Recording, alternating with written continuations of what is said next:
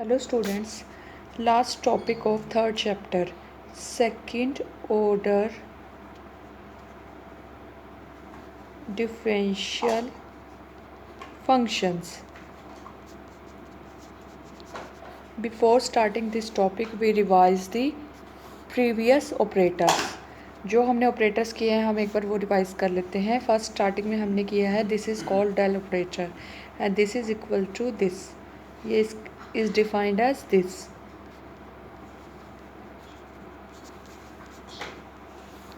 Next, if phi is a scalar function,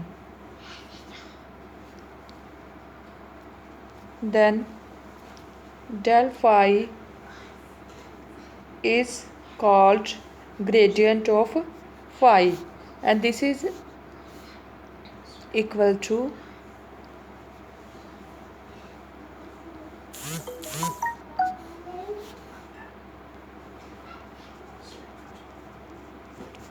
which is a जो grade अगर phi आपका scalar function है, ठीक है, और वेरिएबल एक्स वाई जेड का इस टाइप का है, suppose phi equal to x square y z इस टाइप का, ठीक है, for example, then gradient of phi is equal to del phi and this is equal to this. ऐसे हम इसे कैलकुलेट करते हैं और जो क्या आता है स्केलर फंक्शन का gradient is a vector function. ये क्या आएगा, this is the vector function of variable x y z. ठीक है. Next, if f is a vector function of variable x y z, that is f किस form का है आपका, f क्या है, आप वेक्टर फंक्शन है. ठीक है.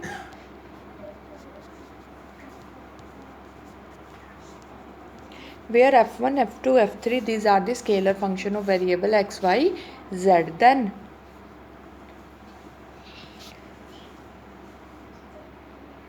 divergence of f this is equal to, हम क्या करेंगे, जो डेल ऑपरेटर है उसका डॉट प्रोडक्ट वेक्टर फंक्शन के साथ लेंगे. ठीक है. Dot product of the del operator with the vector function. तो after taking the dot product we will get this is equal to this. तो वेक्टर फंक्शन का जो डाइवर्जेंस होता है वो क्या आता है, अगेन वो that is a divergence of a vector function is a scalar function. ठीक है. स्केलर फंक्शन का ग्रेडियंट वेक्टर फंक्शन आता है एंड वेक्टर फंक्शन का डाइवर्जेंस स्केलर फंक्शन आता है. नेक्स्ट हमने ऑपरेटर किया, इफ वी टेक f अगर आपका वेक्टर पॉइंट फंक्शन है एंड डेल ऑपरेटर के साथ अगर हम इसका क्रॉस प्रोडक्ट या वेक्टर प्रोडक्ट लेते हैं then it is called curl of vector function f and it is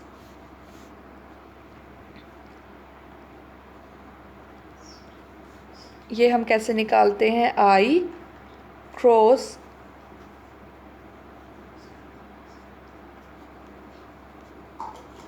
j cross k cross, and we can also calculate it with the help of determinant j k. Next आपका आता है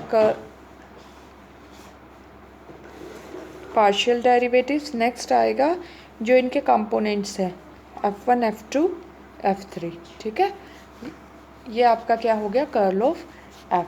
this is again a curl of vector function is a scalar function.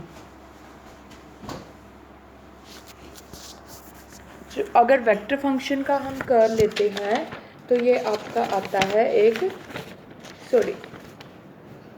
ये भी again vector function ही आएगा. ठीक है. This is again a vector function. तो हमने क्या देखा कि अगर हम स्केलर फंक्शन का ग्रेडियंट लेते हैं तो वो तो आता है आपका वेक्टर फंक्शन, और if we take a divergence of the vector function then it is scalar function. If we take the curl of a vector function then it is vector function. ठीक है, अदर ऑपरेटर्स भी हम इसी तरह से कर सकते हैं। Suppose we have to calculate this, ठीक है, where F is a vector function, then how to calculate this. ये ऐसे आपका this is defined as this.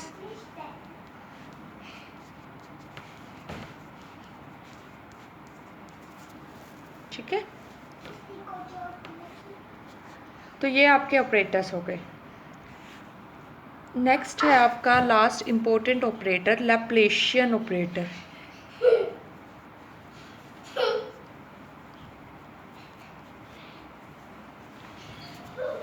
ठीक है, क्या आपके फोर्थ ऑपरेटर है लैप्लेशियन ऑपरेटर। फर्स्ट आपका ग्रेडियंट, नेक्स्ट आपका डाइवर्जेंस, थर्ड आपका कर्ल, और नेक्स्ट आपका Laplacian operator. If phi is a scalar function of variable x, y, z, then this is the gradient of phi. Gradient of phi is equal to this and equal to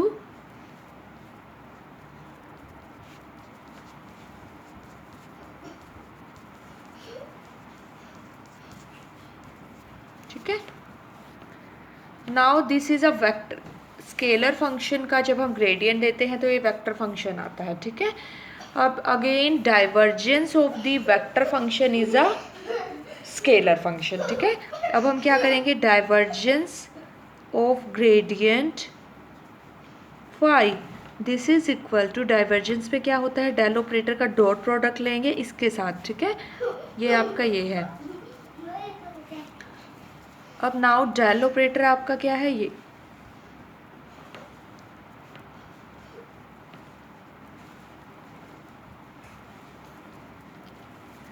dot product with the gradient of phi.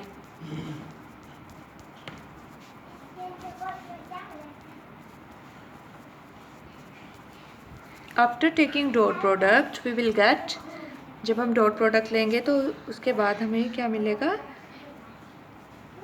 Second order partial derivative of phi with respect to x with respect to y plus में with respect to z,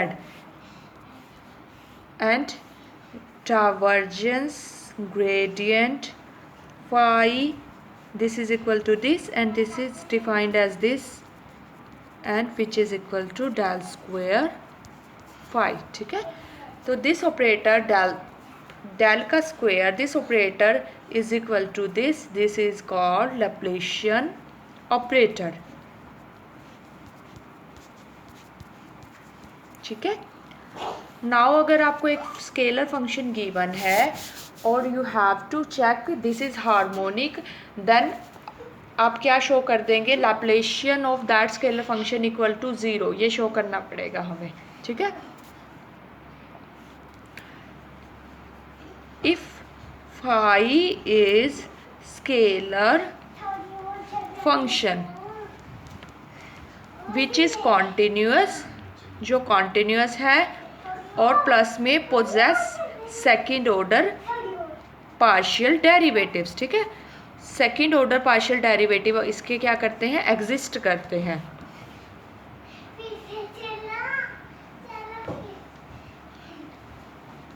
then phi is said to be harmonic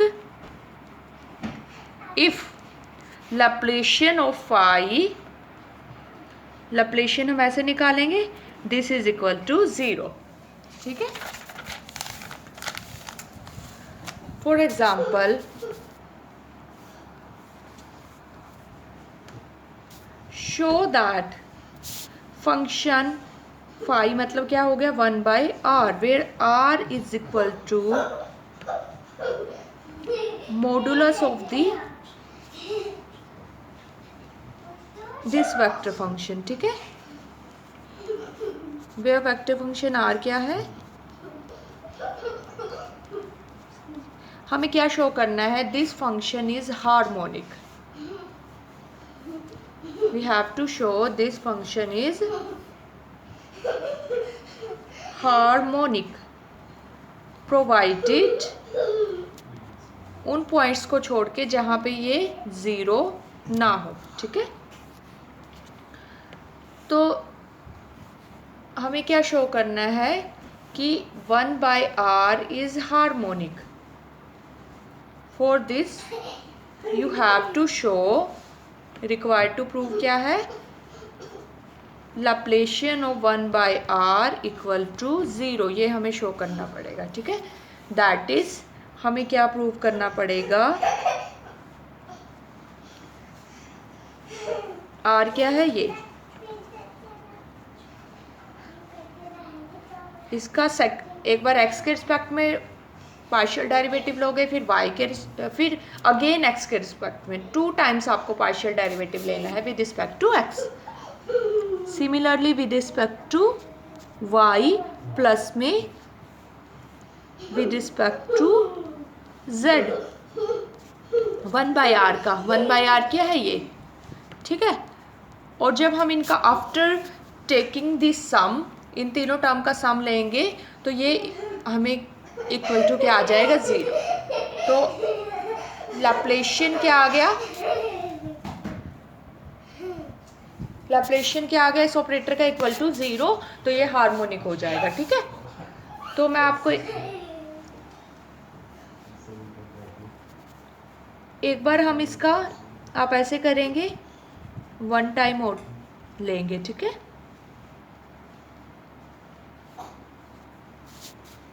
again फिर से derivative ले लेंगे, तो इस तरह से आपका क्या आ जाएगा, 2 टाइम्स डेरिवेटिव लेने के बाद आपकी फर्स्ट टर्म आ जाएगी, ठीक है। ऐसे ही सेकंड टर्म और ऐसे ही थर्ड टर्म, तो आप कैसे कैलकुलेट कर लेंगे।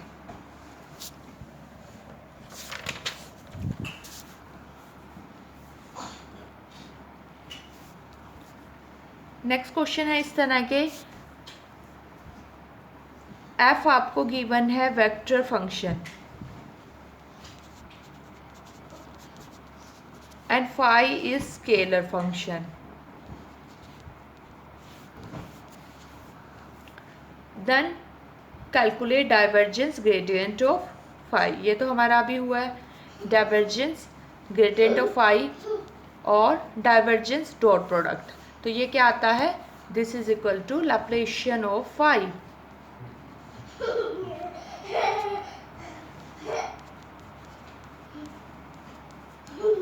ठीक है। Second, calculate curl gradient of phi, curl क्या होता है, क्रॉस प्रोडक्ट, और ग्रेडियंट phi क्या है हमारे पास ये, मतलब हमें क्या निकालना है, ठीक है। पहले, और ये कैसे निकालते हैं हम, i j k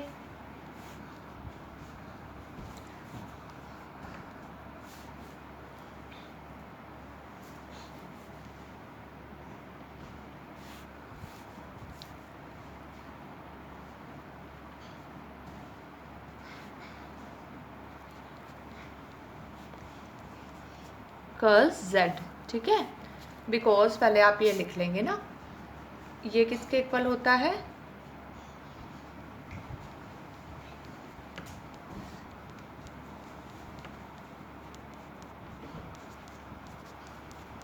ठीक है। अब आपको पता है curl of f, curl of f हम कैसे निकालते हैं, f क्या होता है, वेक्टर फंक्शन, ठीक है, i j k x, ठीक है। और फिर यहाँ रखते हैं f1 f2 f3। अब हमें निकालना क्या है, हमें निकालना है कर्ल ऑफ phi, ठीक है।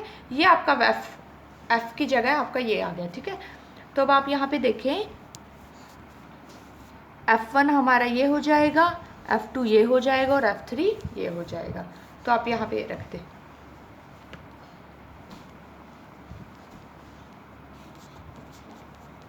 और यहाँ पे हम इसका डिटर्मिनेंट कैलकुलेट कर लेंगे। ठीक है, बिल्कुल सिंपल सी बात है। कर्ल ऑफ एफ जो है, एफ क्या होता है, वेक्टर फंक्शन, और हमें क्या निकालना है, ये भी एक वेक्टर फंक्शन है। ठीक है, तो फर्स्ट रो में तो हम आई जे के रखते हैं, सेकेंड रो में हम रखते हैं ये, और लास्ट में हम क्या पुट करते हैं यहाँ पे, F1 F2 F3 जो इसके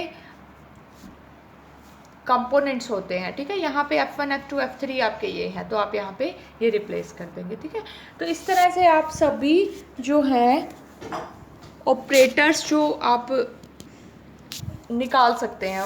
फॉर एग्जांपल आपको निकालना है डाइवर्जेंस कर्ल ऑफ एफ। ठीक है, ये क्या होगा,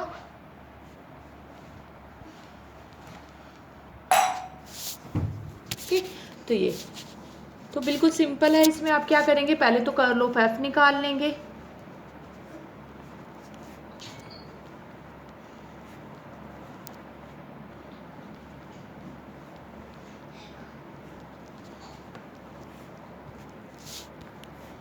यहाँ पे आएगा आपका F1 F2 F3। ठीक है, कर्ल ऑफ एफ जो आएगा वो एक वेक्टर फंक्शन आएगा।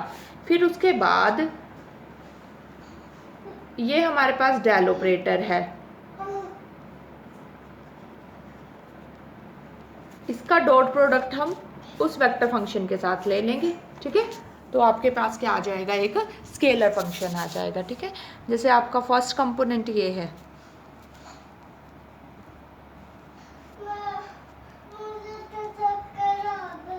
आई प्लस इस तरह से, तो इसका इसके साथ डॉट प्रोडक्ट लेंगे, तो आप ऐसे कैलकुलेट कर लेंगे इसको।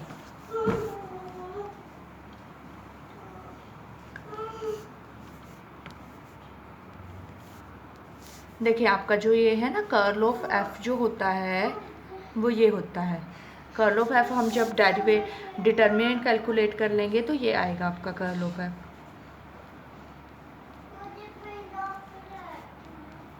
प्लस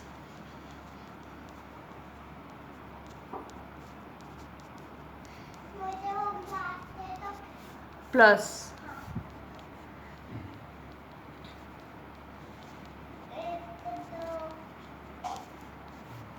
ठीक है, अब हमें इसका कर्ल ऑफ एफ का हमें क्या लेना है, डॉट प्रोडक्ट लेना है डेल के साथ।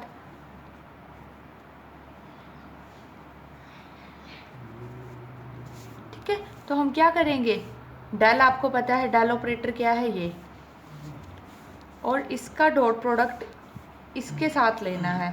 तो फर्स्ट का फर्स्ट के साथ मतलब कर्ल बाय कर्ल एक्स का F3 प्लस फिर कर्ल बाय कर्ल वाई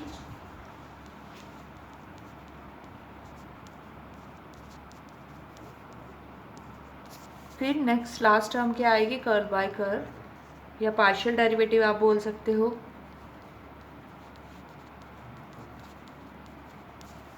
तो हम इसे कैलकुलेट कर लेंगे, ये आपका क्या आ जाएगा, second order partial derivative F3 का विद रिस्पेक्ट टू x और y माइनस फिर F2 का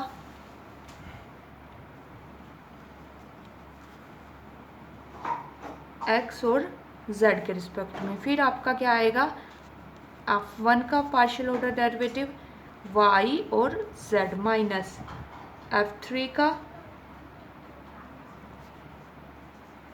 इस तरह से आपके सारे टर्म्स यहाँ पे कैंसिल हो जाएंगे और ये आपका इक्वल टू 0 आ जाएगा। ठीक है, तो ऐसे आप जो ऑपरेटर्स हैं डाइवर्जेंस ग्रेडियंट या कर्ल कर्ल या फिर कर्ल ग्रेडियंट या फिर ग्रेडियंट कर्ल, इस तरह से आप सभी ऑपरेटर कैलकुलेट कर सकते हैं। ठीक है, आपको बेसिक पता होना चाहिए कि डाइवर्जेंस कैसे डिफाइन होता है, ग्रेडियंट कैसे डिफाइन होता है और कर्ल कैसे डिफाइन होता है। अगर आपको ये सारे ऑपरेटर्स जो हमने पिछले लेक्चर्स में किए हैं आते हैं तो आप इजीली इनको कैलकुलेट कर लोगे।